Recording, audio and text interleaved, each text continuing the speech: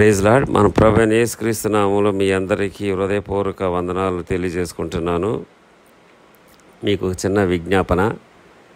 నేను ఈ మధ్యకాలంలో సంవత్సరం క్రితము ఒక సంఘాన్ని స్థాపించాను. ఆ సంఘం పేరు న్యూ లైఫ్ ఎవెంజికల్ ఫెలోషిప్. అది హైదరాబాద్ మూసాపేటలో ఉంటున్నది. మరి మా సంఘానికి అక్కడ నివసిస్తూ ఉన్న చుట్టుపక్కల అన్యుల పిల్లలు ఎంతోమంది వస్తున్నారు. వారి కొరకు ప్రతిరోజు ప్రీ ట్యూషన్ నడిపిస్తున్నాము, ఒక టీచర్ని పెట్టి. అట్ ద సేమ్ టైం అదే సమయంలో మరి దేవుని మాటలు వారికి చెప్పి, మరి దేవుని పాటలు కూడా వారికి నేర్పిస్తూ మరి దేవునిలో వారిని నడిపిస్తున్నాము. వారు సండే స్కూల్కి వస్తున్నారు, మరి దేవుని గురించి తెలుసుకుంటున్నారు. మరి ఆదివారం కూడా వారు వచ్చి ఎంతగానో ఆతృతతో ఉండి వాక్యాన్ని నేర్చుకుంటున్నారు. ఎందుకు చెప్తున్నానంటే ఈ విషయము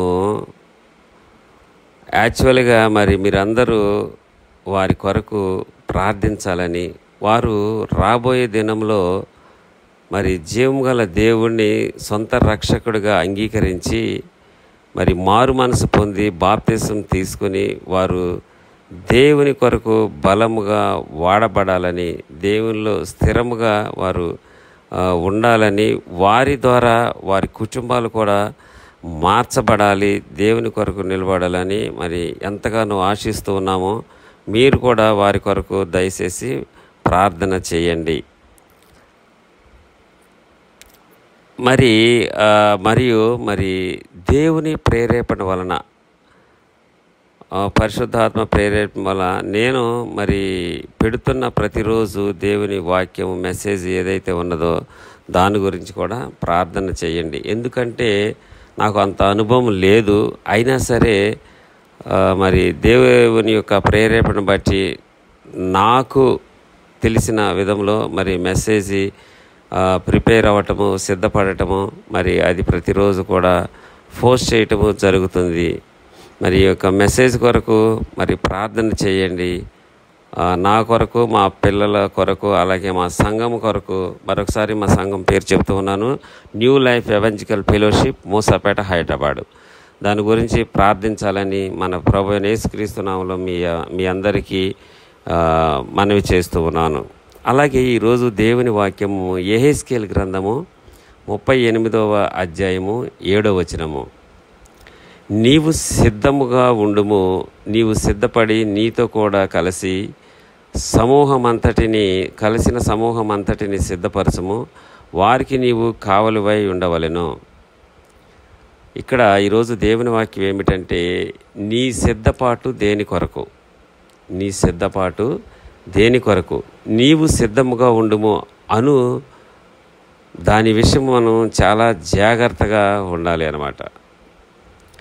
ఎవరో మనకు కీడు చేశారని తలంచుతాము.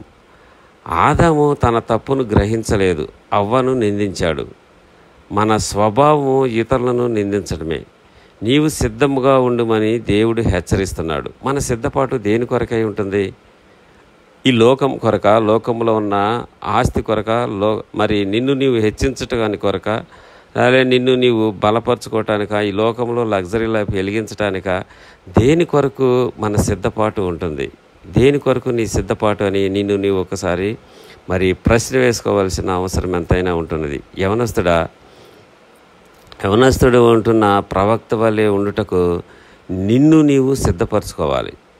బాప్తిసం ఇచ్చి యోహాను తన్ను తాను సిద్ధపరచుకున్నాడు కూడా. అతడు సిద్ధపడటానికి అరణ్యంలోకి వెళ్ళి అరణ్యాన్ని స్థలంగా ఎంచుకుని అక్కడ మరి సిద్ధపరచుకున్నాడు. ఎంత ఆశ్చర్యకరం కదా! ఒక క్రైస్తవుడు అనేక రకాలుగా ఉండుటకు సిద్ధపడాలి. బాప్తిసం ఇచ్చి యోహాను దేవుని వ్యాఖ్యానకర్తగా సిద్ధపరచుకున్నాడు. ఒకరు చేసే ప్రతి గొప్ప పని తనను తాను సిద్ధపరచుకొనుట. ఫరోకు నిన్ను దేవునిగా చేసేదను అని దేవుడు మోషేకు చెప్పడంలో అర్థమేమిటి? నీవు పలికే మాటలు ప్రవచనాల వలె నెరవేర్చబడును అని అర్థం అన్నమాట. అదే ప్రవచనాత్మ అన్నమాట. ప్రవచనాత్మ ఉండాలంటే నిన్ను నీవు మొదటిగా ఖాళీ చేసుకుని దేవుని యొక్క వెలుగు, వాక్యమనే వెలుగులో నిన్ను నీవు సిద్ధపరచుకోవాలి. బాప్తీసమిచ్చి యోహాను తను తాను రిక్తునిగా చేసుకున్నాడు. మిడతలు అడవి తేనె ఆహారముగా తీసుకున్నాడు. అలాంటి సామాన్య ఆహారము భుజించినను ఆత్మలో బలిశాలిగా ఉన్నాడు. మనమైతే ఎంత తినాలి? రుచికరమైన ఆహారము మరి తయారు చేసుకోవాలి. రుచికరమైన ఆహారం కొరకు తినాలి, ఆహారం ఉందా అని మాత్రమే ఆలోచిస్తూ ఉంటాము.